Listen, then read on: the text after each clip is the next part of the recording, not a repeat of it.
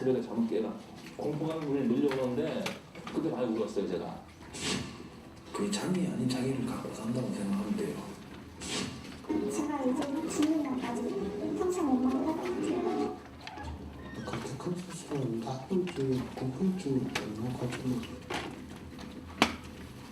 저는 감기지는 않아요. 내 생각은 한 번은 갈 거예요. 다시 태어나면 못할 것 같아. 고통이 너무 커요. 진짜 내가 고생한 만큼 우리 처남이 진짜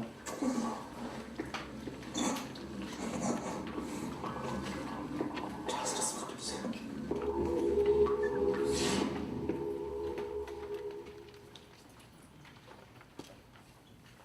얼굴도 모르는 남에게 자신의 장기를 떼어준 아름다운 사람들의 이야기. 우리 사회는 이들의 숭고한 희생 정신을 미담과 미덕으로 기억합니다. 그런데 장기 기증을 후회한다고 말하는 사람들이 있습니다. 스스로 장기 기증이라는 어려운 결정을 내렸던 이들이 도대체 무슨 일을 갖고 있는 것일까요? 취재진이 만난 사람들은 대부분 가족이나 친지들에게 장기를 기증한 사람들입니다. 장기 기증은 뇌의 기능이 정지해 회복될 가능성이 없는 뇌사자 장기 기증과 살아있는 사람이 장기를 기증하는 생체 장기 기증이 있습니다. 생체 장기 기증의 대부분은 신장과 간 이식입니다. 그런데 우리나라는 생체 장기 기증의 비율이 현저히 높습니다. 2010년 통계를 보면 신장의 경우 60%, 간의 경우 80% 가까이가 생체 장기 기증인 것으로 보고됐습니다. 생존시 기증이 7, 그다음에 뇌사시 기증이 3 정도에서 7대 3 정도 돼요. 외국은 그 반대죠. 외국은 오히려 그 반대면서 이제 그러니까 스페인 같은 경우는 생체 기증이 1 정도 되고 뇌사 기증이 9 정도 되고 뇌사 장기 기증이 국민들한테 제대로 인식되고 그 기증이 활성화될 때 이 생존시 기증의 어떤 그런 율이 조금씩 좀 낮춰지면서 그러니까 제대로 된 어떤 그런 기증 프로그램이 되지 않을까 싶습니다. 뇌사자 기증에 비해 생체 장기 기증은 아무래도 더 조심스럽고 위험 부담이 큰 수술일 수밖에 없습니다. 한국 간기증자협회 회원 60명을 대상으로 전화 설문조사를 실시한 결과 가장 많이 겪은 신체적 후유증은 피로감, 소화장애, 복통순이었으며 정신적인 후유증으로는 우울증과 기억력 감퇴, 수면장애를 꼽았습니다. 장기 기증자들이 수술 후에 느끼는 통증에 대해 주목할 만한 연구가 있습니다. 100% 자기 스스로 결정한 사람들과 달리 어쩔 수 없는 상황에 이끌려 기증한 사람들은 수술 후 더 큰 통증을 느낀다고 합니다. 친척들이 왜 안 하냐고, 도대체 왜 하느냐고 이해가 안 간다고 하겠죠. 속된 말로 이라고 해야 하나요?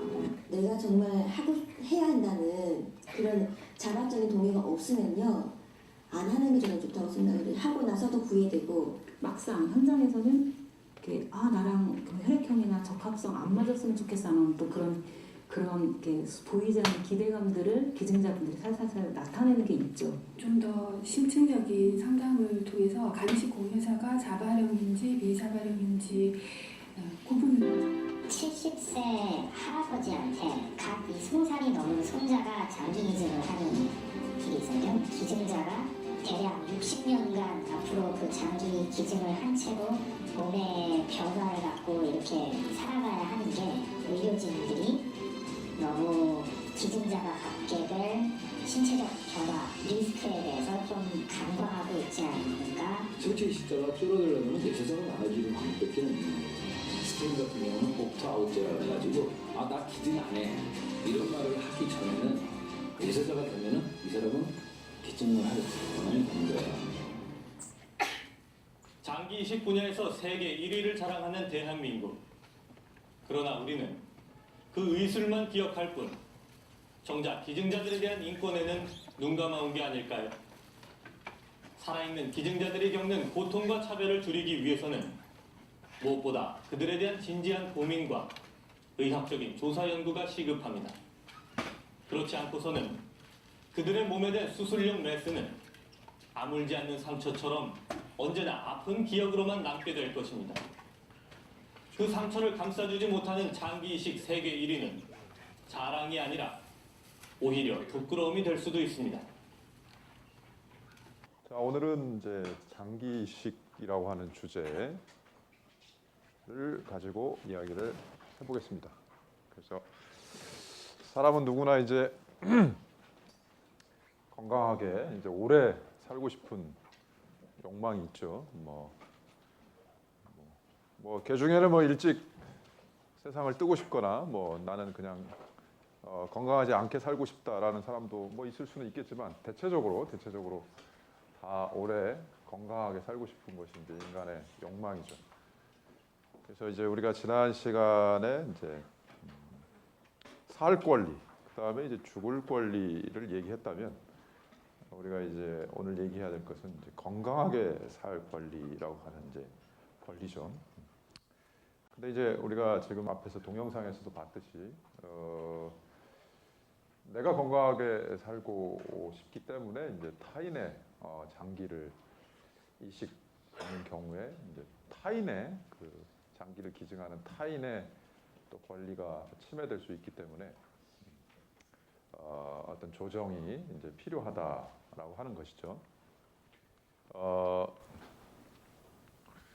장기 이식이라고 하는 것은 이 사람의 장기나 이제 조직을 적출해서 뭐 자기에게 이식할 수도 있고 이제 타인에게 이식할 수도 있는 것이 이제 장기 이식이죠. 그래서 늘 그렇듯이 이제 여기 이제 뭐 인문 사회 과학을 하는 친구들도 있고 자연과학을 하는 친구들도 있지만은 늘 이 자연과학이 먼저 이제 앞서 가고 그 다음에 이제 그것들을 철학적으로, 윤리적으로, 또 법적으로 이렇게 이제 정당화하고 또 그 한계가 무엇인지 늘 이렇게 논의가 그런 순서로 가죠. 장기이식이라고 하는 것도 뭐 의학의 이제 발전이 먼저 앞서고 이제 그 다음에 법이 또는 철학이 이것이 정당한지 또 어디까지만 또 허용이 돼야 될 것인지 뭐 이런 순서대로 전개되어 왔죠. 그래서 결국 이제 이 장기 이식과 관련해서도 이제 법이 이제 만들어져 있는데 뭐 여기 보면은 이제 그 이식할 수 있는 이제 장기, 그다음에 이제 조직, 또 뭐 골수 뭐 이런 것들 이제 언급해 놓고 있어요. 그래서 이제 이런 것들을 이제 이식할 수 있다라고 하는 이제 것이고, 아까 이제 동영상에서도 나와 있듯이 이제 문제는 무엇이냐면은 결국 그 장기 이식을 받고 싶어하는 환자들의 숫자 보다 결국 장기를 기증하고자 하는 사람들이 실질적으로 이제 기증한 장기 수가 현저하게 이제 적기 때문에 이제 이 수요와 공급 사이에 불균형이 일어나고 있다는 것이죠.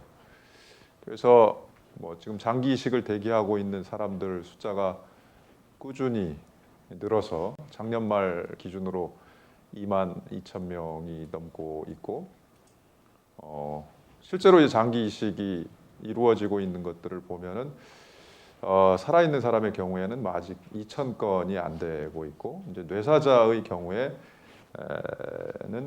뭐 사람 숫자는 이제 400명이 조금 넘지만은 뇌사자의 경우에는 여러 개의 장기를 기증할 수 있기 때문에 1,700개 이렇게 된다고 하더라도 결국 그 장기 이식을 필요로 하는 사람의 숫자에 비하면 이제 턱없이 그 필요한 장기의 숫자가 적다라고 하는 것을 이제 알 수가 있죠.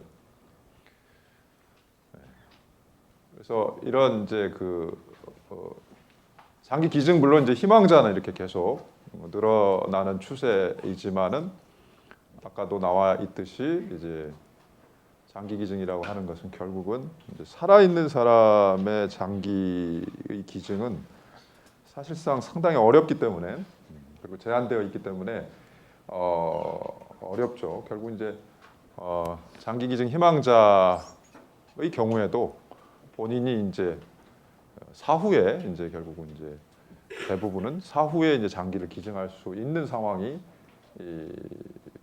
장기를 기증할 수 있기 때문에 사실상 숫자는 많지만 실제로 기증되는 이제 장기의 숫자는 많지 않다라고 볼 수가 있다는 거죠.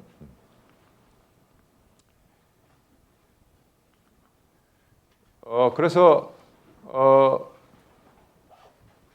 결국 인간이면 누구나 이렇게 건강하게 오래 살고 싶은 욕망이 있고 뭐 건강하게 살 수 있는 권리도 하나의 권리라고 얘기할 수가 있겠죠. 그래서 병들지 않고 또 병들면 뭐 치료받고 이런 것들이 다 이제 건강하게 살 권리를 구체적으로 실현하는 이제 방법이다 이렇게 이야기할 수 있는데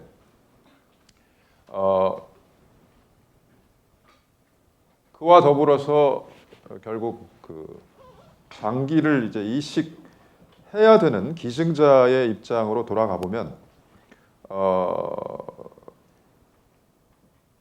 자신의 이제 장기에 대해서 이제 스스로 결정할 수 있는 그런 이제 권리가 있기 때문에 함부로 타인의 생명이나 건강을 위해서 네가 장기를 기증해야 된다라고 하는 어떤 의무 내지는 강제를 이제 부과할 수가 없는 것이죠.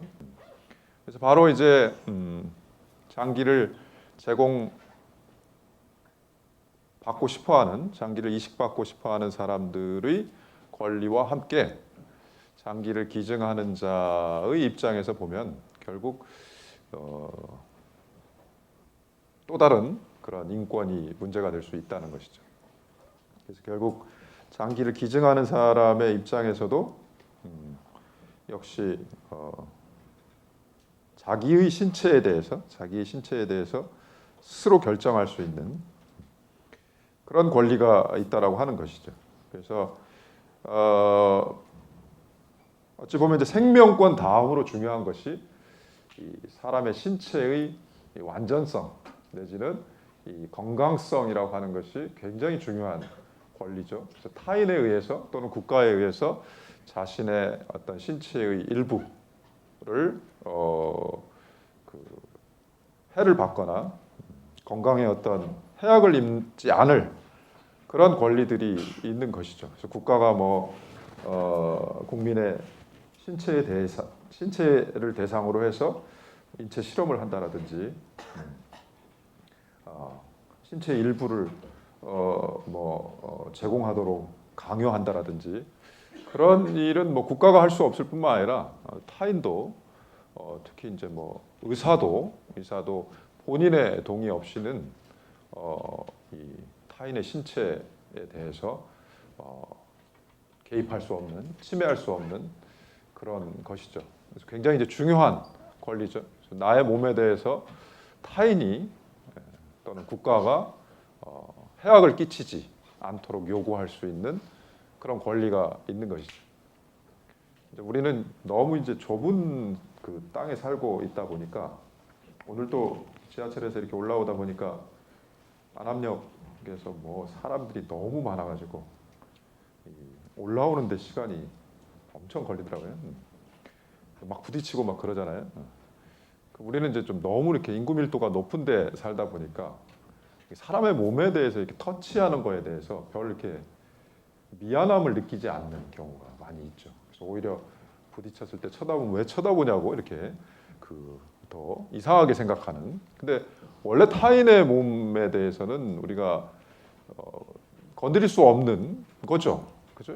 내 몸은 내 거니까 타인이 함부로 몸에 손을 댄다라고 하는 것은 있을 수 없는 일인데, 그죠? 우리가 너무 이제 좁은 땅에 살다 보니까 너무 쉽게 타인의 몸에 접촉하는 거에 대해서 쉽게 생각하고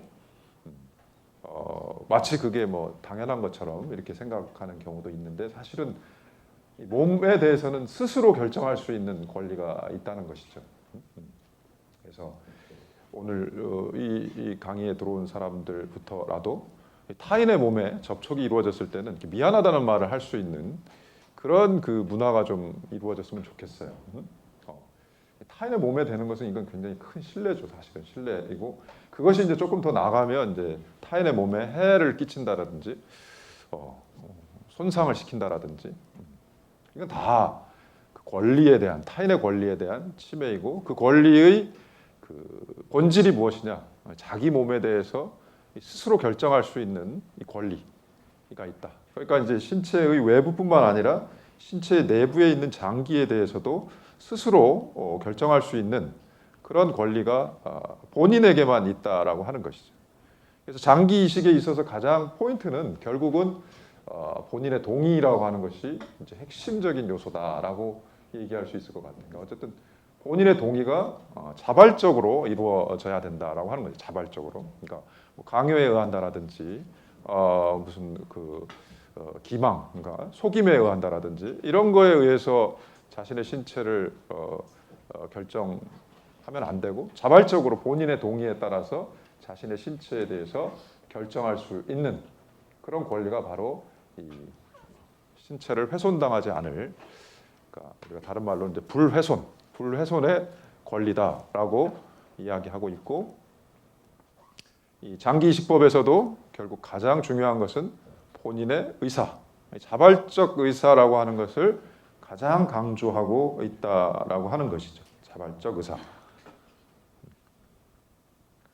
그래서 이런 그 기본 원칙에 따른다라고 한다면, 일단은 본인의 동의가 가장 중요한 것인데, 동의가 중요하다라고 우리가 이제 출발점을 삼으면 곧바로 나올 수 있는 주장은 뭐냐면, 그러면 이제 매매가 본인의 동의가 자발적으로 있다면 장기의 매매도 일단 가능한 거 아니냐라고 하는 이제 주장이 있을 수 있죠. 본인의 동의했으니까, 매매 동의를 했으니까 그거는 가능한 거 아니냐. 그러나 우리가 기본적으로 이제 출발점으로 삼아야 되는 것은 이 장기 매매는 일단은 금지가 되고 결국 자발적인 기증만 이제 허용이 된다라고 하는 것이죠. 그래서 우리가 한번 이제 생각해봐야 될 것은 사실 이제 장기 매매라고 하는 부분이죠, 사실.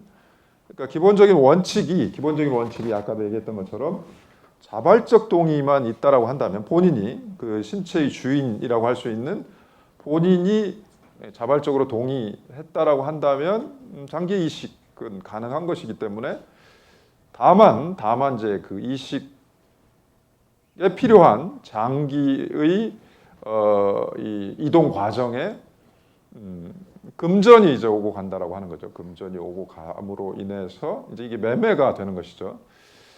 그러니까 장기 기증자는 장기를 파는 것이고, 장기 이 수증자는 결국 장기를 사는 것인데, 과연 이것이 우리가 이제 윤리적으로, 법적으로 허용될 수 있는가? 그래서 기본적으로는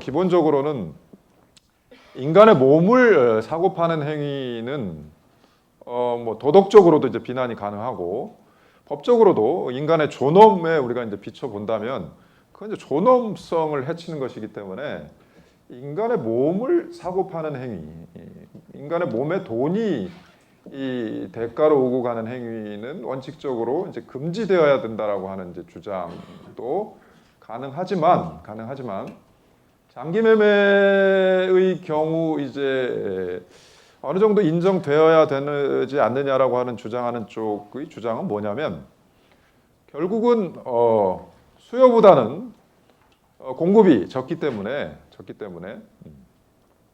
결국 수요를 늘리기 위해서, 그러니까 공급을 늘리기 위해서는 어느 정도 불가피한 거 아니냐라고 하는 주장도 있고, 또 아까 영상에서 봤듯이 장기를 기증한 사람들이 겪게 될 신체적 또 정신적 고통에 비추어 본다라고 한다면 어느 정도의 그 대가, 내지는 비용의 지불은 불가피한 거 아니냐라고 하는 주장도 가능하고, 또 한편으로 보면은 현실적으로 장기의 매매가 이루어지고 있다라고 하는 거죠.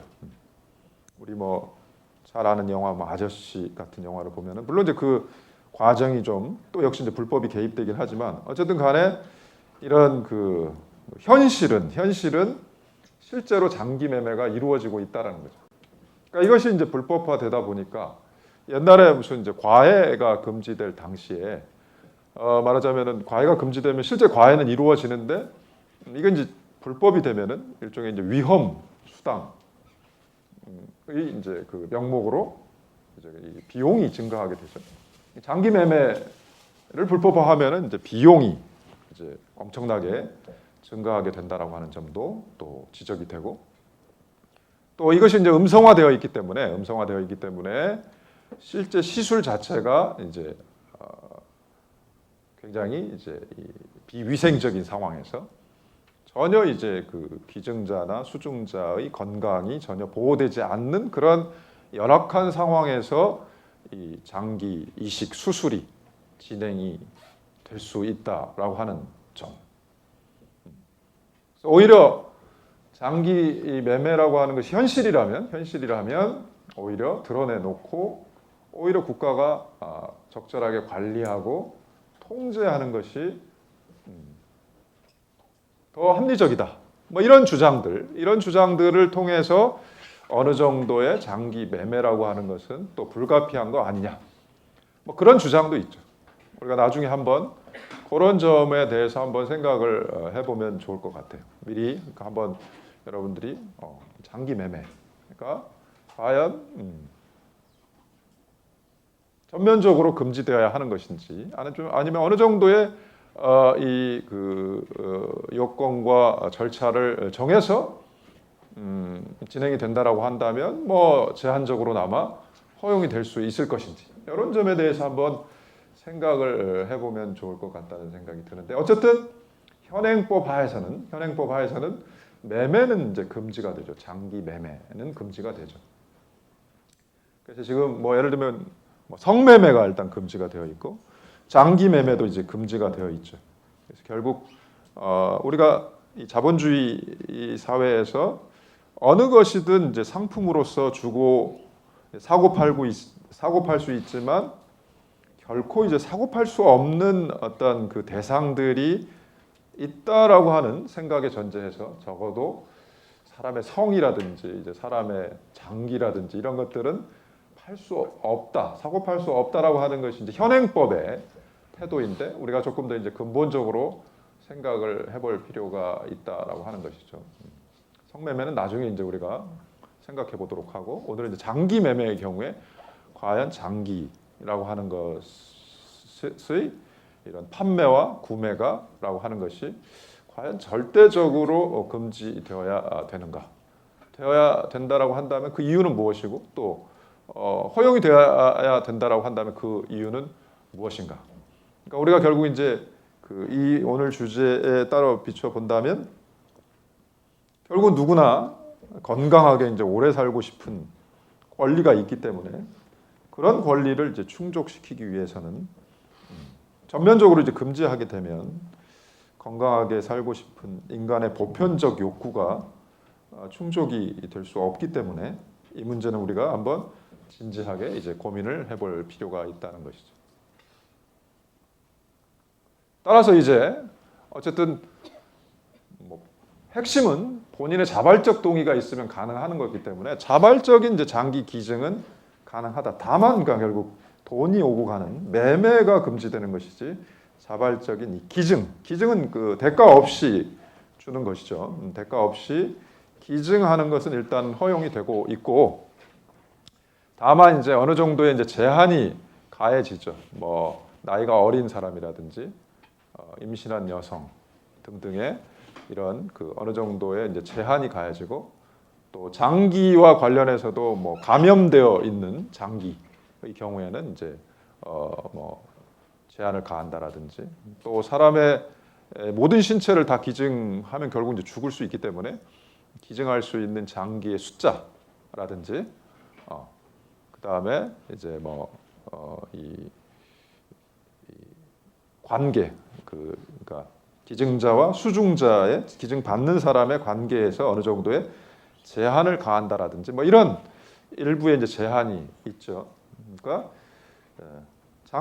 장기의 매매는 일단 절대적으로 금지가 되고 기증은 허용이 되지만 기증의 경우에도 이제 어느 정도 일부 제한이 따르는 것이 이제 이 현행 법의 태도이죠. 법의 태도인데 우리가 바로 이제 이 그 장기 이식이라고 하는 이제 주제와 분리할 수 없는 것이 이제 뇌사라고 하는 주제죠. 뇌사. 왜냐하면은 이제 아까 동영상에서도 봤듯이 결국 이제 그 살아있는 사람의 장기 기증은 어느 정도 이제 숫자에 제한이 있기 때문에 숫자를 늘리는 방법은 이제 아까 말한 장기 매매를 법적으로 허용하는 방법이 아니라고 한다면 결국은 사람의 이 죽음의 시점을 조금 앞당기는 거죠. 죽음의 시점을. 뇌사라고 하는 것은 말 그대로 뇌가 죽은 상태를 말하는 것인데 인간의 이 그 죽음이라고 하는 것은 과거에는 통상적으로 사람의 이 심장이 멎고 호흡이 멎는 이 심폐사가 이제 죽음이라고 생각을 했죠. 죽음이라고. 그게 죽음이다. 사람이 죽으면 이제 이렇게 코에 손을 갖다 대서 숨을 쉬는지를 확인하고 또 이 손목을 잡아서 맥박이 뛰는지를 보고 또 이렇게 뭐 동공이 풀렸는지 뭐 이런 걸 보잖아요. 그래서 이제 사람이 죽었다라고 그렇게 생각을 했는데 의학의 발전에 따라서 새로운 이제 죽음에 관한 어떤 사실을 우리가 확인하게 됐다는 거죠. 그건 뭐냐면 바로 사람의 심장과 폐가 죽기 전에 뇌가 먼저 죽을 수 있다는 거죠. 뇌가. 그러면 그 뇌가 죽은 후에 이제 심장과 폐가 죽는 때까지 어느 정도의 시간이 있다는 거죠. 시간적인 그런 그 공간이 있기 때문에 그 공간에서 사람의 신체를 적출하면 건강한 장기를 이제 적출해서 아픈 여러 다른 사람에게 장기를 이식시킬 수 있다라고 하는 것이죠. 그래서 뇌가 죽고 이제 사람이 통상적으로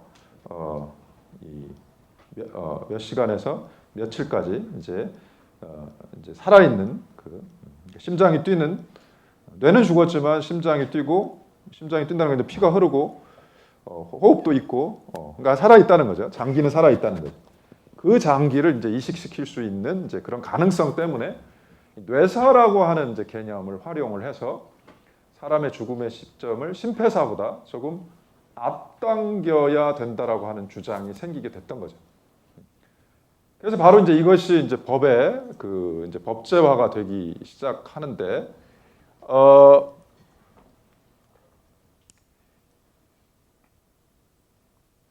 우리는 아까 말한 이제 장기 이식법에서 뇌사라고 하는 개념을 이제 규정하고 있죠. 그래서 과거에는 뇌사 판정을 받고 그 다음에 이제 장기를 적출하겠죠. 장기를 적출하고 그럼 사람이 이제 죽는 거예요. 사람이 죽는 거죠. 그러면 사람이 죽은 시점을 그러니까 뇌사로 판정받은 시점, 그다음에 수술하는 시점, 이제 죽는 시점이 있는 거죠. 그러면 이제 이 죽음의 시점을 어디로 정할 것인지에 대해서 명확하게 법에서 규정하고 있지 않았어요. 그러니까 뇌사는 인정해야 되겠는데 법에서 이 뇌사를 인정하려면 가장 확실한 건 뭐냐면 뇌사를 판정받으면 이미 죽은 것으로 봐야 되는데 과거에는 뇌사 판정만으로 사람이 죽은 것으로 보지 않았어요. 뇌사 판정을 받고 이제 이식 수술을 받고 죽어야 죽은 것으로 이제 본 거죠. 그러다 보니까 이게 좀 명확하지 않았어요. 사람이 진짜 죽은 시점이 어디냐. 뇌사 판정을 받은 시점, 그러니까 결국 뇌사자 판정을 받는 거죠. 뇌사자 판정을 받고도 여전히 심폐가 멎을 때까지는 죽은 사람이 되지 않는 거예요. 그래서 과거에는 산 사람과 죽은 사람 사이에 뇌사자라고 하는 이 아주 불명확한 개념이 있었던 거예요. 이건 이제 비판이 많았죠. 도대체 뇌사 판정을 받았는데 왜 죽은 사람이 아닌가? 산 사람도 아니고 죽은 사람도 아닌 거예요. 그냥 뇌사자라고 하는 거죠. 이게 이제 많은 비판을 받으면서 결국 이제 법이 개정이 돼서 지금은 사람이 일단 뇌사 판정을 받으면 그때부터 죽은 걸로 보는 거죠. 산 사람과 죽은 사람의 구분만 이제 있는 거죠. 그 죽은 사람의 개념에는 뇌사 판정을 받은 사람도 죽은 사람으로 이제 취급이 되는 것이죠. 그래서 이 뇌사 판정이라고 하는 것이 대단히 중요하죠. 왜냐하면 사람을 죽음으로 선언하는 것이기 때문에. 왜냐하면 아직도 심장과 폐가 살아 있는데도 이 사람이 죽었다라고 선언을 하는 거기 때문에 굉장히 중요한 절차죠. 사람의 죽음의 시점을 앞당기는 것이기 때문에 우리 법에서는 반드시 이 뇌사 판정 의료기관에 의해서만 이 뇌사 판정을 할 수 있도록 정하고, 뇌사 판정 의료기관이 되기 위해서는 반드시 그 병원에 뇌사 판정 위원회라고 하는 것을 설치를 해야 되고, 그 위원회에는 이제 의사뿐만 아니라 이제 그 의료인이 아닌, 그러니까 결국 이 뇌사 판정이라고 하는 것이 단순히 의료적 관점을 넘어서 이 다른 어떤 도덕적이고 철학적이고 이런 그런 관점이 개입되어 있다라고 하는 것을 이제 법이 인정을 하고 있는 것이죠. 그래서 물론 뇌사라고 하는 것은 이제 굉장히 그 의학적인 관점이에요. 의학적인 관점이기 때문에 뇌사를 판정하는 그 기준들이 있죠. 이제 기본적으로 기준들이 있고, 그 기준에 이제 해당을 하면 의사들이 이거는 이제 뇌사 상태다라고 선언을 할 수 있지만, 최종적인 뇌사 판정이라고 하는 것은 그런 의사의 의학적 판단과 함께 의사가 아닌 사람의 이제 또 다른 관점에서의 그런 판단이 필요하기 때문에 의료기관에 설치되는 뇌사 판정 위원회에는 반드시 의사와 함께 의사가 아닌 사람이 참여하도록 이제 강제하고 있는 것이죠. 사람의 죽음을 결정한다라고 하는 것은 단순히 의학적 관점은 아니죠. 의학적 관점은 아니라는 거예요. 그러니까 뭐 심폐사의 경우에는 순전히 의학적 관점이라고 얘기할 수 있겠지만은 뇌사라고 하는 것은 좀 더 복잡한 그런 그 판단이 필요하기 때문에 이제 이런 규정들을 가지고 있다라고 하는 것이죠. 그래서 이 장기 매명과 관련해서 결국은 이 공급되는 장기의 부족으로 인해서 어떻게 하면 이제 장기의 공급을 좀 늘려볼 수 있을까 하는 관점에서 나온 것이 사실은 뇌사라고 볼 수 있죠. 그러니까 장기 이식을 빼고 나면 사실 뇌사를 인정해야 될 어떤 특별한 이유는 없어요. 사람의 죽음의 시점을 굳이 그렇게 앞당겨야 될 이유는 별로 없는데, 사람의 죽음의 시점을 뇌사라고 하는 개념을 통해서 앞당긴 아주 결정적인 이유는 사실은 장기 이식이죠. 장기 이식. 그러다 보니까 뇌사라고 하는 이 판단, 이 개념과 그 판단 기준을 정한다라고 하는 것이 굉장히 이제 중요한 문제가 되는 것이죠. 그래서 뇌사의 기준도 필요하고, 또 이 판단하는 절차도 필요하고, 또 그 판단하는 기관과 그 구성원도 이제 필요하고, 자격도 필요하고 이런 것이죠. 사람의 죽음을 결정하는 것이니까. 그래서 뇌사와 관련해서도 결국은 이제 제일 중요한 것은 역시 이제 본인의 의사라고 얘기할 수 있어요. 본인의 의사. 그러니까 객관적으로 어떤 뇌사 판정을 받는 것뿐만 아니라 내가 뇌사 상태에 빠졌을 때 나를 뇌사자라고 이제 인정받는 그것도 본인의 이제 동의가 사실은 굉장히 중요한 거죠. 사실은 본인의 동의라고 하는 것이. 그래서 내가 만약에 뇌사 상태에 빠지면 나를 이제 뇌사자로 인정을 하고 말하자면 나의 장기를 적출해라 라고 하는 역시 동의가 필요한 거죠. 근데 보통 사람들 살다 보면 뇌사 상태라고 하는 것은 본인이 원하지 않는 상태에서 갑자기 발생을 하기 때문에 사실은 이제 본인의 동의라고 하는 것을 얻어내기가 어려운 측면이 있죠. 그러다 보니까 이제 우리 지난 시간에도 안락사에서도 그런 얘기 했던 것처럼 결국은 이제 본인의 의사를 추정할 수 있는 어떤 정황을 찾거나 아니면은 이제 가족의 동의를 통해서 이제 인정하는 그와 같은 이제 그 방법을 취하게 되는 것이죠. 그래서 아까 이제 얘기했던 대로 아까 사망과 관련해서는 이제 뇌사 판정을 받으면 현행법에서는 이제 죽은 것으로 사람을 보죠. 보고 있고, 그리고 바로 이제 이 가족의 동의 라고 하는 부분. 그러니까 결국 장기 이식과 관련해서는 결국 그 줄곧 유지되어야 되는 기본 관점은 뭐냐면 본인의 의사예요. 본인의 의사이기 때문에 본인의 의사도 없는데 가족이 동의했다라고 해서 허용할 수 있겠는가?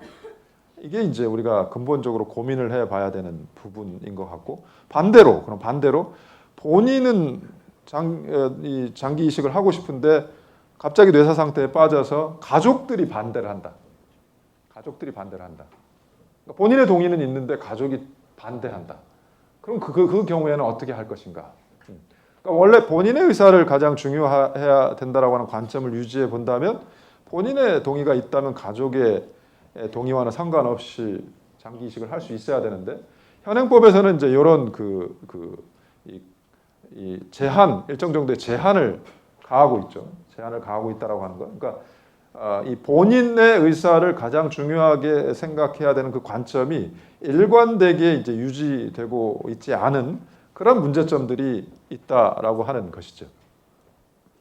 그리고 이제 미성년자의 경우에 현행법에 따르면은 그러니까 16세 이상인 자만이 장기 기증을 할 수가 있고 16세 미만인 자는 골수만을 이식할 수 있는데 결국은 그러니까 16세 이상이 되면은 장기도 이식할 수 있고 16세 그러니까 뭐 다 기증할 수 있고 16세 미만은 이제 골수를 기증할 수 있는데 문제는 뭐냐면 대개는 다 이제 결국 가족 관계, 아주 가까운 가족 관계에서 장기 기증 상황이 벌어지기 때문에 과연 이것이 이제 자발적으로 이루어지겠느냐? 이게 다 미성년자이기 때문에 그래서 미성년자 보호라고 하는 관점에서 본다면 과연 우리가 미성년자의 장기를 이렇게 비록 가족의 일정 그 제한된 범위의 가족에게만 가능하도록 제한하고는 있지만 과연 미성년자의 장기 적출을 허용하는 것이 이게 바람직한 것이냐? 이런 문제점들도 우리가 한번 지적을 해볼 필요가 있다는 것이죠. 그래서 우리가 이제 오늘 토론해볼 주제들은 아까 이제 처음에 얘기했듯이 가장 근본적으로는 이제 장기 이식과 관련해서는 뭐 장기 이식, 자발적인 장기 이식은 전혀 문제가 되지 않아요. 사실 본인의 일단 동의가 있기 때문에. 근데 이제 문제는 뭐냐면 이제 장기 매매의 가능성이죠. 장기 매매의 가능성. 아까도 얘기했듯이 원칙적으로 인간의 존엄을 해치는 것이기 때문에 허용될 수 없다는 것이 현행법의 태도이지만 현실적으로는 이제 암암리에 많이 이루어지고 있는 상황에서 우리가 과연 이 장기 매매를 어떻게 이제 바라볼 것이냐. 그 밖에 이제 여러 관점들을 우리가 한번 이어서 토론을 해볼 텐데 우선 한번 이제 장기 매매와 관련해서 결국 더 넓혀 본다면 결국 이제 시장에서 사고 팔 수 없는 그런 대상이 있을 수 있는가? 있다면 그건 무엇이고 그 이유는 무엇인가? 결국 이제 장기가 될 텐데 아니면 이제 성 같은 것이 될 텐데 왜 그런가? 왜? 장기에 일단 한정을 시켜보죠. 그럼 장기는 과연 시장에서 매매될 수 없는가? 있는가? 있다면 또는 없다면 그 이유는 무엇인가? 어떻습니까? 장기의 매매. 현실적으로 이루어지고 있는데 실제로 암암리에 이루어지고 있는데 과연 이것을 그냥 절대적으로 금지하는 것이 올바른 입법의 방향인가? 어느 정도 통제된 상황에서 이루어질 수 있다면 장기를 파는 사람도 또는 사는 사람도 결국은 서로에게 또 유리할 수도 있는 상황이 벌어질 수도 있는데 이걸 그냥 절대적으로 금지하는 것이 맞겠는가? 어때요? 어떻습니까?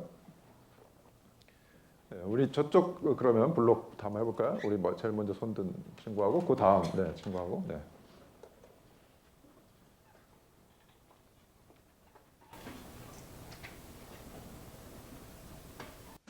인문학부 안효준입니다.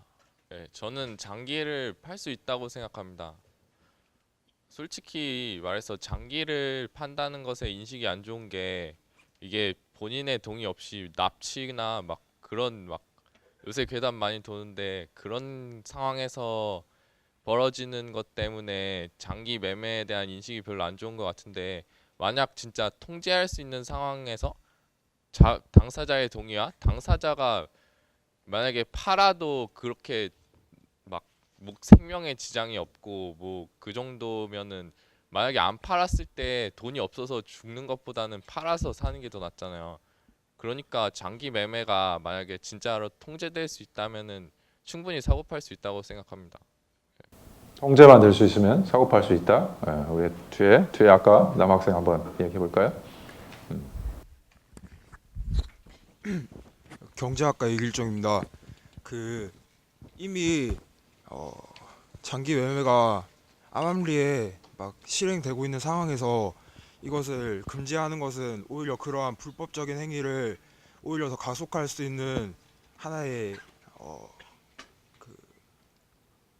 가속할 수 있기 때문에 오히려 이것을 합법화함으로써 더 제대로 된 상황에서 제대로 된 조건에서 장기 매매가 이루어질 수 있도록 하고 그러한 불법을 막는 데 오히려 더 도움이 될 거라고 생각하기 때문에 좀 약간 장기 매매 자체는 좀 문제의 소지가 있기는 하지만 그것 불법을 막고 또 여러 장기 기증자나 장기를 받는 사람의 더 좋은 조건에서 그런 것들이 이루어질 수 있기 때문에 이것을 합법화하는 것이 더 낫다고 생각합니다. 여기 앞에 나와서 촬영을 하셔도 되는데. 네, 앞에 나와서 하시면 사람들 얼굴이 비춰질 수 있어요. 네. 이쪽 한번 해봅시다. 이쪽. 네. 찬성하는 사람들, 장기 매매를 찬성하는 사람 두 사람 있으니까 반대하는 사람이 한번 얘기를 해보죠. 반대하는 이유를 한번 우리 남학생, 여학생 두 분 한번 같이 얘기해 볼까요? 네, 안녕하세요. 저는 정치외교학과 김영지입니다. 저는 장기 매매가 두 가지 이유 때문에 금지한다고 생각합니다. 첫 번째 이유는 공정성의 문제인데요. 공정성의 문제는 일단 상황의 긴박성에 의해서 발생하는 문제를 말하는데 일단은 장기 매매를 자발적으로 한다고 해서 그러니까 돈이 필요한 사람들은 장기를 가지고 팔 수 있기 때문에 그런 긴박성에 따라서 이루어지는 문제는 좀 문제가 있다고 생각합니다. 그 다음에 두 번째 문제는 가치훼손의 문제인데 일단 장기를 돈으로 사고 팔면은 일단 정신적 가치 장기 매매는 그러니까 장기라는 것은 정신적 가치가 훼손될 수 있기 때문에 물질적 가치에 의해서 그래서 장기 매매는 일단은 금지되어야 한다고 생각합니다. 네. 일단 좀 더 들어봅시다. 우리 학생들의 반대하는 입장의 이야기를 더 들어볼까요? 저는 김영은입니다. 제 생각에는 법이 도덕과 연관성을 가진다고 생각하는데 도덕의 모든 부분을 법이 커버할 필요는 없지만 도덕과 상반되는 부분에 있어서 법이 그걸 인정해서는 안 된다고 생각하는데요. 이와 관련해서 장기이식을 살펴보면 도덕적인 부분에서 생명을 물질로 교환한다는 것은 논리적으로 말이 되지 않는다고 생각합니다. 근데 이렇게 만약에 장기이식을 합법화할 경우에 이게 만연한 것이라고 이미 만연하다고 해도 법으로 인정하는 순간 그에 대한 가치를 사회적으로 인정하게 되는 것이기 때문에 물질로서 그렇게 생명을 바꿀 수 있다는 것을 법으로 인정해서 안 된다고 생각합니다. 으로 바꿀 수 없다. 네, 그 옆에 학생까지 한번 들어볼까요? 일단. 저는 미디어학부 김예슬인데요. 일단 두 가지 측면에서 보면 첫 번째로 이 장기 매매가 합법화된다면 보통 가난한 사람들이 돈을 위해서 많이 팔 거 아니에요? 일단 그러면은 가난한 사람들이 팔고 또 가격 자체가 비싸다 보니까 부유한 사람들이 장기를 구매하게 될 텐데 이렇게 생각했을 때 그 장기 이식의 후유증을 생각해 보았을 때 가난한 사람들의 건강하게 살 권리를 간접적으로 박탈하는 것이라고 생각할 수 있고요. 또 두 번째로 만약 합법화한다고 해서 암시장이 사라질 것인가에 대해 생각해 보면 합법화를 한다고 해도 기증자 자체가 적고 수요자가 많으니까 가격 자체가 올라가기 때문에 공개 시장보다 싼 가격에서 암시장이 다시 형성될 것이라고 생각합니다. 네. 자, 그럼 반대하는 사람들이 얘기를 했으니까 찬성하는 사람들이 금방 나온 얘기에 대해서 한번 반박을 해보시죠. 인간의 생명, 인간의 어떤 신체가 돈으로 사고 팔린다. 결국은 돈이 없는 사람은 팔고 돈이 많은 사람들이 사게 될 것이다. 저쪽 가볼까요? 저쪽 블록으로. 네, 우리 남학생이 아주 손을. 네. 네, 저는 자유전공학부 문정현이라고 합니다. 사실 무엇이 매매의 목적이 될 수 있느냐는 사회에 따라서 계속해서 변화해 왔다고 생각을 하는데요. 예전에 작가들도 예술혼 때문에 그랬던 것이 아니라 스폰서들의 욕구를 만족시키기 위해서 돈을 만들기 위해서 그림을 그렸었고, 또 옛날 이탈리아 작가 단테는 어떻게 이야기를 돈을 주고 사고 팔 수가 있느냐, 그럴 수 없다라고 얘기를 했습니다.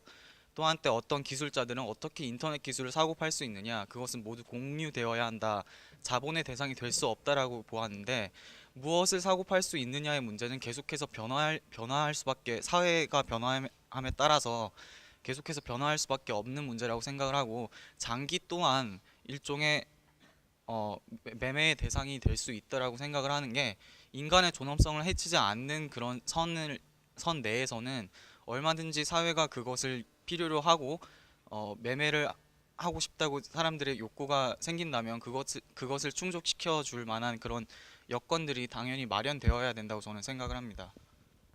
네. 저쪽 블록에 한번 더 들어볼까요? 그럼 저 뒤에 뒤쪽으로. 네. 뒤쪽으로. 네. 찬성하는 입장에서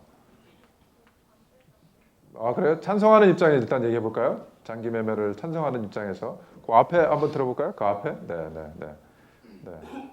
아까 얘기했던 주장들을 좀 반박해 보세요. 그럼. 네, 전기전자 전파공학부 김진현입니다.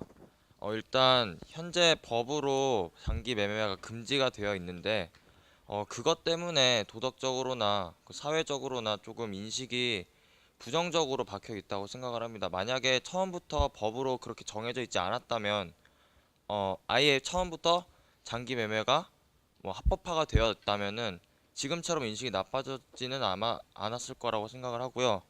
그 다음에 아까 뒤에 분이 얘기하셨듯이 기술이 발전하면서 역시 매매 대상이 바뀌는 것도 마찬가지라고 생각합니다. 지금 의료학의 기술이 발달해서 옛날 같은 경우는 그 장기를 이식한다는 개념 자체가 없었기 때문에 현실적으로 불가능하다고 해서 그렇게 거부를 해왔던 건데, 지금은 의료기술이 좋아지면서 확실히 부작용도 많이 줄어들고 해서 이제는 매매 대상이 바뀌었다고 생각을 합니다. 그 다음에 추가적으로 얘기를 하자면은 그 수요와 공급 차원에서 얘기를 할 수가 있겠는데, 지금 현재 상황에서 장기 기증만으로는 실제로 필요로 하는 사람들에게 모두 다가 공급을 할 수 있는 공급량이 부족합니다. 그래서 현실적으로 재정적인 지원을 해주어서 매매를 합법화를 해서 장기를 매매할 수 있다고 생각을 합니다.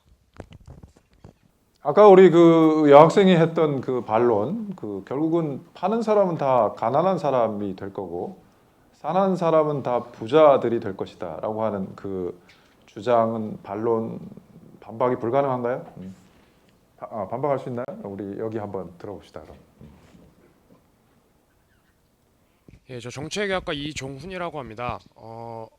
이제 장기 매매를 허용하게 되면 이제 가난한 사람들이 장기를 팔려고 하게 되면서, 그리고 이제 돈을 지불하고 장기를 구매하는 상황이기 때문에 돈을 가진 사람들만이 살 수 있다고 말씀을 해주셨는데요. 그 말 자체가 이제 저는 틀리다고 생각하지는 않지만, 그러한 문제가 장기 매매가 불법인 상황에서 장기 매매를 합법화 시킴으로써 인해 새로 발생되는 문제가 아니라 자본주의 사회의 어떤 영역에 대해서도 일반적으로 나타나는 문제라고 생각을 하거든요. 저는 그렇기 때문에 장기 매매가 이제 불법인 지금 상황에서 암시장에서 이루어지고 있는 상황에서도 그것은 나타나고 있는 현상이고, 따라서 이제 장기 매매 합법화의 문제는 아니라고 생각하고요. 물론 그렇기 때문에 정당하다는 얘기는 절대 아니지만, 그러면서 이제 다른 이제 자본주의 자체의 모순을 극복할 수 있는 노력들이 전개되어야 하는 부분이라고 생각을 하고, 추가적으로 이제 다른 말씀해 주셨던 이제 합법화 시킨다고 해서 암시장이 없어질 거냐라는 이제 말씀을 해주셨는데, 그 부분에 대해서도 이제 물론 합법화를 하고 관리를 하려고 한다고 해서 이제 국가가 모든 이제 사적인 영역들을 전적으로 통제할 수는 없기 때문에 그런 영역이 남아 있을 수 있다고는 생각하지만, 불법화되어 있는 현재의 상태를 남겨두었을 때 치러질 수 있는 비용들, 뭐 안전이라든지 뭐 인권이라든지 이런 부분들을 국가가 그 역량을 발휘해서 이제 어느 정도 케어할 수 있는 노력을 할 수 있다면 그것만으로도 지금보다는 나아질 수 있다고 생각하거든요. 물론 불편한 지점은 남아 있을 수 있겠지만 그 불법화 상황에서 그 불법화 상황을 남겨둔다고 해서 그 부분이 없어지는 것도 아니라고 이제 역으로 말씀 좀 드리고 싶습니다. 네, 우리 아까 말했던 여학생 이 주장에 대해서 어떻게 반박할 수 있습니까? 아니면 누가 다른 사람이 좀 도와줄 수 있습니까? 우리 저쪽으로 가볼까요? 저쪽 뒤에 두 학생 한번 가봅시다. 한번 반론을 펴보죠. 불가피한 거다. 자본주의 사회에서는. 저 철학가 엄준섭이라고 합니다. 일단 뭐 자본주의 사회에서 일어나는 일이라는 거 자체 그렇기 때문에 어쩔 수 없다라는 게 예컨대 뭐 중력 법칙 같은 게 아니잖아요. 그러니까 법이라는 거는 뭐 예컨대 법이 추구해야 되는 어떤 가치, 뭐 인간 존엄성이라든지 정의라든지 그런 것들은 우리가 그냥 내버려뒀을 때, 사회를 그냥 내버려뒀을 때 그런 방향으로 흘러감으로 그거에 대해서 일정한 제재를 가고 우리 약속을 통해 가지고 그렇게 하지 않도록 제재를 하는 것이 법 본연의 역할이라고 저는 생각을 하고, 헌법에서 얘기하고 있는 인간 존엄성이 공리잖아요. 일종의 인간 존엄성을 따로 논증하려는 시도 자체를 뭐 무의미하다고 저는 생각을 하는데, 단기 매매를 아까 말씀하셨듯이 예컨대 우리가 뭐 얼마 전 영화 설국열차에 보면 우리 꼬리칸 사람들이 나중에 장기까지 팔려가는 게 아닌가. 예컨대 뭐 돈이 뭐 예컨 이베이 같은데 장기가 올라와서 뭐 또 몇십억에 뭐 거래가 되고 그러면은 사실상 뭐 우리가 인간을 사육하는 것처럼 그런 소설 속의 이야기들이 현실로 벌어질 수도 있을 텐데, 뭐 극단적인 가정이지만 그렇다고 했을 때 우리가 인간 존엄성이 훼손되지 않았다고 할 수 있겠는가라는 점이고, 그 점이 헌법에서 얘기하고 있는 인간 존엄성을 지켜나가면서도 그러한 어떤 장기 매매를 그런 방식 경매식으로 만약에 하게 된다면 우리가 인정할 수 있겠는가. 저는 그거 굉장히 회의적이라고 봅니다. 절대적으로 금지돼야 된다. 네. 네. 그리고 또 하나 말씀드리면 지금의 방식은 기증의 방식을 하고 있는데 이건 공정성의 방식이라고 생각을 하거든요. 공정성이라는 건 어떤 의미에서 공정성이냐면 경제적 지위나 어떤 사회적 지위에 관계없이 기증이라는 걸로 통해서 이렇게 하게 되면은 그 자발적인 어떤 장기 기증자의 어떤 의도와 뭐 그것들이 자체로 어떤 돈으로 환산되지가 않기 때문에 아까 말했듯이 꼬리칸 사람들이 앞에 칸 사람들한테 장기를 팔아야 되는 그런 상황은 아닌 거잖아요. 그래서 그런 방식은 비교적 지금 합리화가 될 수 있다고 생각을 하는데 적어도 매매의 대상은 아니다 그렇게 생각합니다. 뒤에 여학생 한번 들어봅시다. 안녕하세요. 자유전공학부 윤영은이라고 합니다. 우선 경제 불평등에 관해서 이야기가 나왔는데 장기 매매가 저는 경제 불평등을 더욱 심화시킨다고 생각하는데요. 장기 매매가 경제 불평등을 더욱 심화시킨다고 생각하는데요. 우선 앞에 학우분께서 장기를 매매함으로써 가난한 사람들이 돈을 얻을 수 있다고 했는데 그거는 매우 단기적인 시각이라고 생각합니다. 장기적으로 봤을 때 장기를 비자발적으로 매매를 하여서 이식을 하였을 때 그 사람의 건강에 대한 보장이 아무래도 다른 사람에 비해서 온전한 신체를 가지고 있지 못하기 때문에 건강이 되게 나빠질 수가 있는데, 그 경우에 그 사람이 경제적 활동을 다른 보통 일반 사람들에 비해서 똑같이 활동을 할 수 있는가에 대한 문제가 제기된다면 저는 아니라고 생각하거든요. 그러면 장기적으로 그 사람이 경제 활동을 원활하게 못하게 된다면 그것 또한 경제 불평등으로 이어질 수 있다고 생각하고요. 또한 암시장에 대한 이야기가 나왔는데 지금 대부분의 장기 매매를 찬성하는 분들이 거의 대부분 암시장의 경우에는 간이나 골수와 같은 그 생명에 지장이 없는 부분에 관해서만 지금 거의 찬성을 하신 것 같은데, 만약에 그런 부분에 대해서 기증이 허용이 된다면 그걸로 인하여 오히려 다른 부위들 장기 되게 생명에 되게 필수적인 부분까지 장기 매매가 이루어지는 암시장이 형성이 될 수 있다고도 생각합니다. 그리고 또 다른 학우분께서 시대에 따라서 재화의 개념이 달라졌다고 하는데 그거에 관해서는 지금 시대의 변화가 오히려 평등으로 가고 있고, 많은 분들이 국민적 합의가 저희가 복지국가에 대한 거의 국민적 합의도 이루어졌다고 생각하는데, 장기 매매란 그거 자체가 과연 평등에 맞는 재화인지에 대해서도 물음이 필요하다고 생각합니다. 일단 거기까지 일단 거기까지 들어봅시다.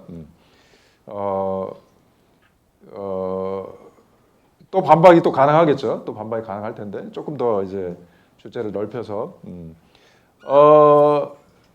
그러니까 이제 장기 매매를 포함해서 과연 이제 이 시장에서 우리가 무엇을 팔고 이제 무엇을 살 수 있는가, 이제 그런 근본적인 물음도 있을 수 있고, 더 나아가서 이제 장기 매매 내지는 결국 이제 뇌사와 관련시켜 본다면 중요한 이제 쟁점 중에 하나는 결국 장기 이식 내지는 이제 뇌사라고 하는 것들을 이제 정당화하는 논리들을 보면은 아까 이제 봤듯이 뇌사자의 경우에는 이제 여러 개의 장기를 기증할 수가 있죠.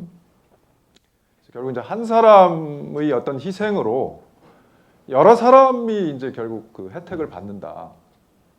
어차피 이제 죽어갈 사람하고 결국 이제 지금 건강이 나쁘지만 뭔가 장기 이식을 받으면 앞으로 건강하게 살아갈 사람들의 이제 어떤 그런 건강 내지는 생명 이런 가치를 이제 비교를 하는 거죠. 하나의 생명과 이제 여럿의 생명 내지는 이미 죽어갈 사람의 어떤 그 생명의 가치와 앞으로 살 수 있는 사람의 생명의 가치 이런 것들을 우리가 이제 이야기를 하잖아요. 과연 우리가 이제 그렇게 비교할 수 있는가? 그러니까 대개는 이제 장기 이식 내지는 더 나아가 장기 매매를 찬성하는 입장에서는 바로 이제 이런 논리들도 있는 것 같아요. 한 사람의 희생으로 여러 사람의 건강과 생명을 살릴 수 있다면 충분히 한 사람의 어떤 희생이라고 하는 것은 정당화될 수 있는 거 아니냐. 그것이 뭐 매매의 형식이라고 하더라도 어떻습니까? 그 생각에 대해서는 우리가 한 사람의 생명은 우주보다도 더 중요하다고 하는데 과연 그러면 우주보다 중요한 한 사람의 생명과 그러면 뭐 3개나 4개의 우주가 비교가 되는 건지 과연 우주만 하다는 것은 굉장히 그 무한한 가치를 말하는 건데 과연 그렇게 우리가 비교를 해서 판단할 수 있겠는지. 저쪽 두 사람 한번 들어볼까요? 저쪽 두 사람. 네.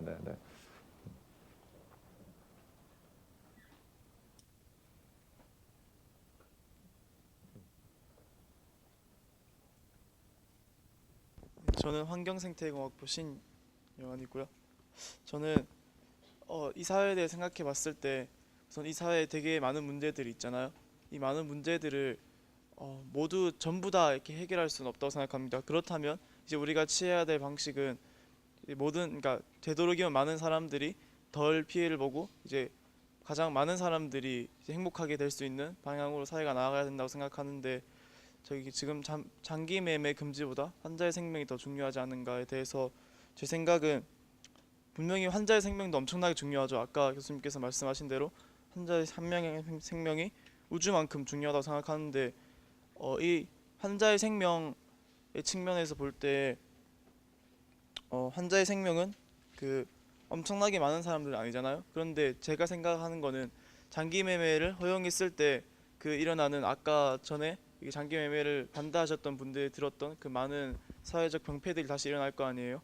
이제 사회적 암시장을 봤을 때 그럼 사회적 암시장이 더 커지는 게 어떤 방식에서 더 커지냐면 이제 장기 매매를 동의 없이 파는 그쪽 장기 매매, 그러니까 장기는 팔 수 있는 거잖아요. 이제 장기 매매가 허용이 되면 그럼 이제 장기 매매를 그 당사 기증자의 동의 없이 팔게 되는 그런 암시장이 훨씬 더 커지겠죠. 그리고 이제 많은 사회적 문제가 일어나고 가난한 사람이 팔고 또 돈 있는 사람이 사고 이런 사회적 문제들이 더 많이 일어나게 될 텐데 이 더 많이 일어나는 사회적 병폐들이 이제 환자의 생명보다는 많은 사람들이 행복하게 살아가야 될 그 사회에서는 전 조금 더 중요하지 않나라고 생각합니다. 네, 이제 학생. 네.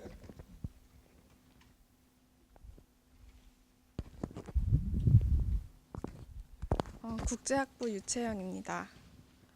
저는 아까 교수님께서 죽어가는 사람의 생명을 통해서 여러 사람의 생명을 살릴 수 있는 거에 대해서 어떻게 생각하냐라고 물었을 때 이렇게 들었을 때는 어차피 죽어가는 사람이니까 여러 사람을 살릴 수 있으면 그게 더 가치로운 일이고 공리주의적인 관점에서 더 이익이 있는 게 아니냐라고 말씀하시면 그럴 수도 있겠다라는 생각이 들긴 하는데요.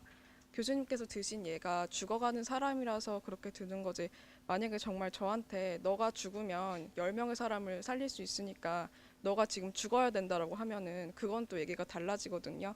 그러니까 앞에 수식어가 죽어가는 사람이라는 게 붙어서 그렇지, 그게 떨어지면 그 사람도 똑같은 생명이고 다른 사람도 똑같은 생명이기 때문에 생명에 대한 가치 자체를 비교하는 것은 불가능하다고 생각합니다.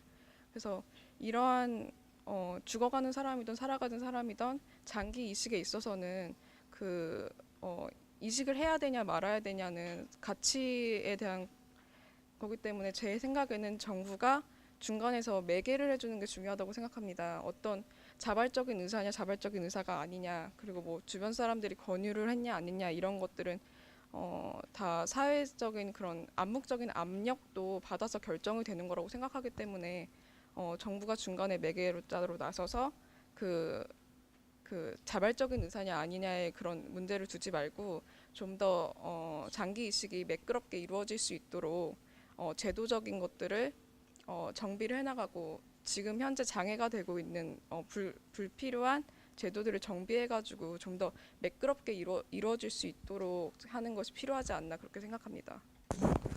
반대 입장을 한번 우리가 또 들어보도록 하겠죠. 대체적으로 희생될 수 없다라고 하는데 충분히 희생될 수 있는 거 아니냐라는 논리도 가능할 것 같아요. 저쪽 두 사람이 손 들었네요.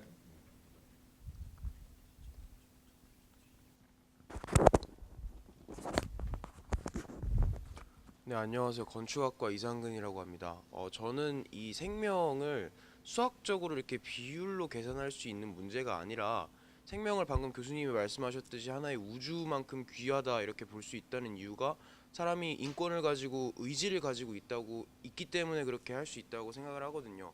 그러니까 예컨대 죽어가는 사람이 경제적인 이유로 자신의 장기를 팔 수 있다. 이거는 경제에 대해서 자신의 의지를 투영하는 거기 때문에 그렇게 할 수 없다고 생각하지만, 다른 사람의 생명을 살리기 위해서 나의 장기를 적출을 해서 다른 사람한테 준다, 이런 거는 다른 사람의 생명에 대한 자신의 의지를 투영한 거기 때문에 충분히 그거는 가치가 있는 생명이었다고 생각할 수 있다고 생각하거든요. 그리고 예컨대 뭐 뉴스에서 가끔씩 한 아이를 살리기 위해서 여러 명의 소방관이 희생되었다, 이렇게 하면은 1대 다수로 해서 굉장히 불합리했던 생명 교환이었다, 이런 공식으로 얘기하지 않고 그 한 명의 생명을 살리기 위해서 다른 사람들이 자신의 의지를 그 생명에 투영시켰다, 이렇게 보기 때문에 참 아름다웠고 가치 있었던 일이었다, 존경받을 만한 소방관이었다, 이렇게 말할 수 있다고 생각을 하거든요. 그래서 그것은 의지의 차이기 때문에 그 사람의 자신의 장기를 적출하기를 원하는 사람의 의지가 어느 쪽으로 쓰이길 바라는가에 대한 목적성이 가장 중요한 문제라고 생각합니다. 저는.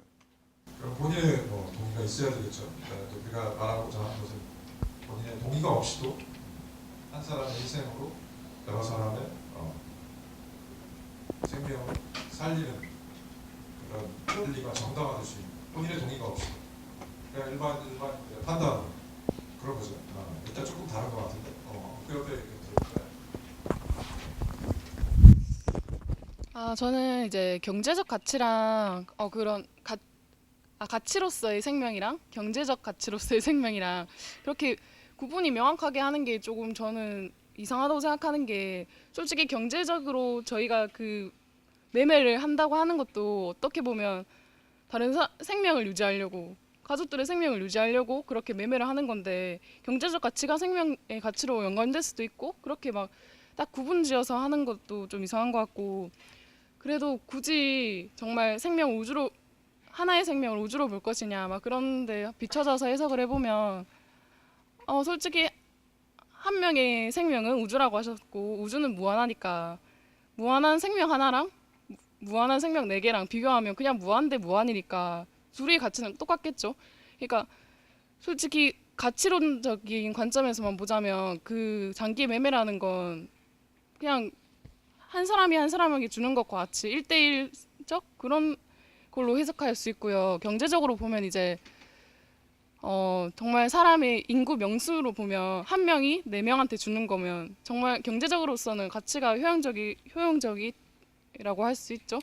그래서 여기서 일단 경제적인 가치는 있으니까 문제가 되는 게 이제 그 장기를 기증하는 사람의 건강을 해치지 않을 권리가 문제가 되는 건데, 그런 건 이제 만약에 매매가 허용된다면 장기 교환이 이루어지고 난 후에 기증한 자의 건강 관리를 다 매매의 그런 대상으로 포함시켜야겠죠. 그래서 그 장기를 교환한 후에도 계속 기증자의 뭐 건강 검진이라든지 그리고 보호라든지 그런 걸 기증 받은 사람이 다 경제적인 그 돈에 포함시킬 수 있도록 해야 될 것 같고요.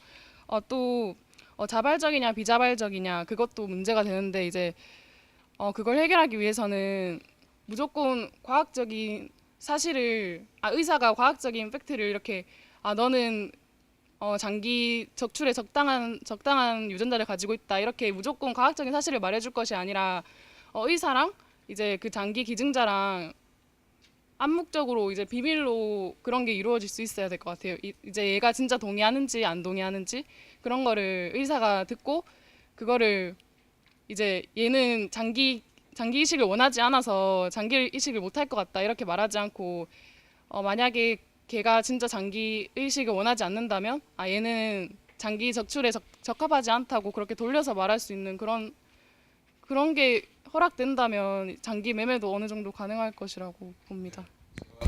제시한 질문과 관계없이 답변을 많이 하시네요.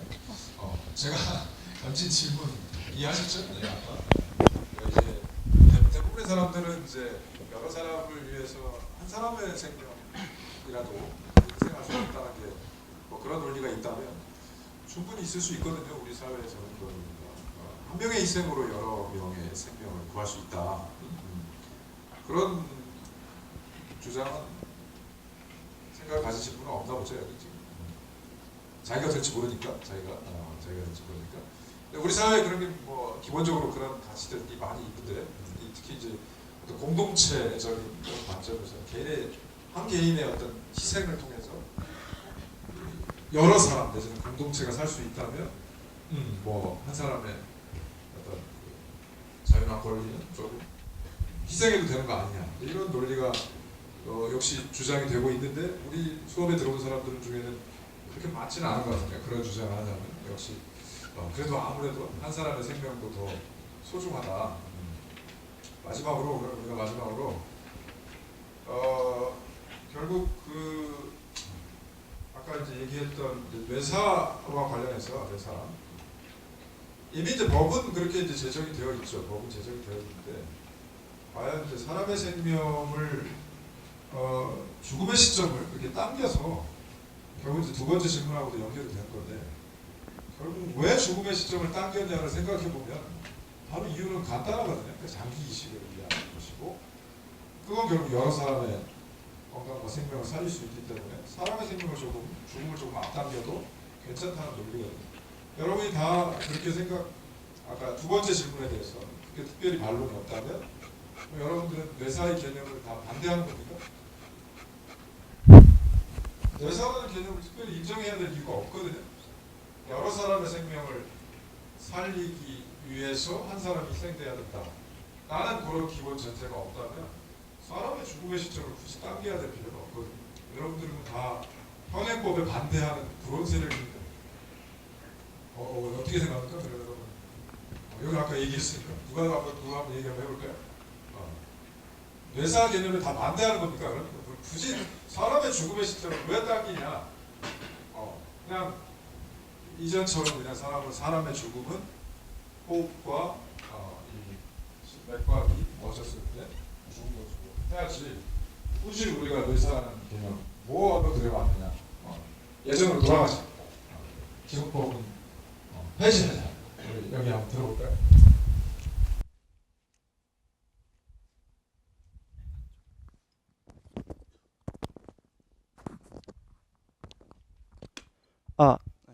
네, 전 인문학부 정현직이라고 합니다. 저는 그 뇌사 판정을 해서 사람의 죽음을 앞당기는 것은 어떤 하나의 생명을 희생시키는 것과는 좀 다른 맥락이라고 생각을 합니다. 사실 저도 그러니까 생명이라는 가치 자체가 무한하고 좀 절대적이고 비교할 수 없는 가치이기 때문에 여러 생명을 위해서 하나의 생명을 희생시키는 것에는 동의하지 않습니다. 하지만 우리가 뇌사 판정을 해서 장기를 적출하고 장기 이식을 하는 것은 실제로 살아있는 또는 현재 생명을 영위하고 있는 사람에게 어떤 치명적인 해를 가하거나 아니면 그 사람의 생명을 위협하거나 생명에 해를 가하는 것이 아니라 사실 뇌사라는 것이 뇌사가 회복 가능한 상태가 아니라는 것이 인정이 되고 실상 이제 곧 죽을 사람이기 때문에 그러한 것을 인정을 해서 그러니까 다른 장기들이 사실 어차피 죽을 것인데 죽을 때까지 기다리지 않고 장기를 적출하는 것이기 때문에 그게 정말로 한 사람의 생명을 희생시키는 것과 다른 차원에서 봐야 되지 않나라고 생각을 합니다. 죽죠? 누구나 죽지 않아요? 그러면 조금 뭐 사회적으로 평가를 덜 받는 사람들은 조금 뭐 일찍 가는 건 어때라고 생각할 수 있지 않을까? 어떻게 생각해요? 하죠. 네. 여기 죽어갈 사람이라는 표현을 썼는데 우린 다 죽어가는 사람이잖아요. 죽음을 향해 가는 사람들. 저는 그거보다는 실제로 그 뇌사 상태에 있는 뇌사 판정을 받을 수 있는 분들은 실제로 장기는 살아있지만 뇌가 완전히 정지해 있기 때문에 현실적으로 아무런 생명 영위 행동을 할 수 없는, 그리고 이제 곧 그것도 끝나가는, 그러니까 두 번째보다는 첫 번째인가 실제로 현재 아무것도 할 수 없는 이라는 것에 좀 더 초점을 두고 싶습니다. 저쪽 한번 들어볼까요? 옆에 그쪽 맨 끝에 한번 들어볼까요? 네, 경제학과 조한신입니다. 그 뇌사 상태는 그러니까 사람이 죽었다는 것은 어떤 기준으로 보고 바라보냐에 따라서 저는 달라질 수 있다고 생각하는데요. 일단 그 맨 처음에 이제 생명을 어떤 상태일 때 생명을 갖느냐에서도 그 임신 몇 주 차까지는 낙태가 가능한 걸로 알고 있는데, 그것도 이제 그 낙태가 가능한 경우는 아직 생명이 주어지지 않았다라고 이렇게 판단을 했기 때문에 이제 낙태를 가능하게 한 거이니까 이제 죽음에 있어서도 내가 정지됐을 때 죽었다고 바라볼 수도 있고, 아예 모든 몸의 기능이 정지했을 때 죽었다고 바라볼 수 있는 이런 어떤 게 죽은 것인가에 대한 기준이 각자 다를 수 있다고 생각을 해서 뇌사 상태일 경우에는 죽었다고 판단이 충분히 가능하다고 저는 생각을 합니다. 뒤에 있는 학생. 전자공학부의 홍재의입니다. 저는 뇌사 상태가 제일 지금 현재로서 정확한 사망 진단 방법이라 생각을 하는데요.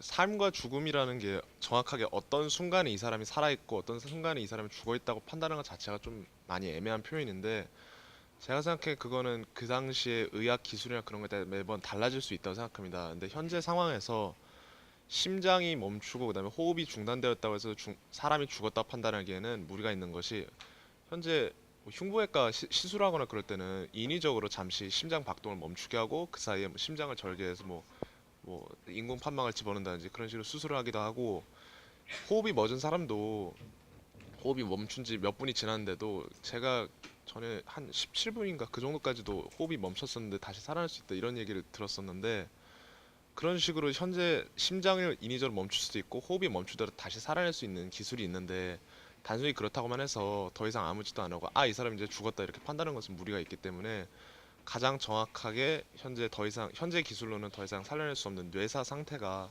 사람이 죽었다 판단하는 게 정확하다고 생각합니다. 네, 일단 정확하게 제가 질문한 답변하고는 답변이 일치한 건 아니지만 한번 여러분들이 생각을 해보세요.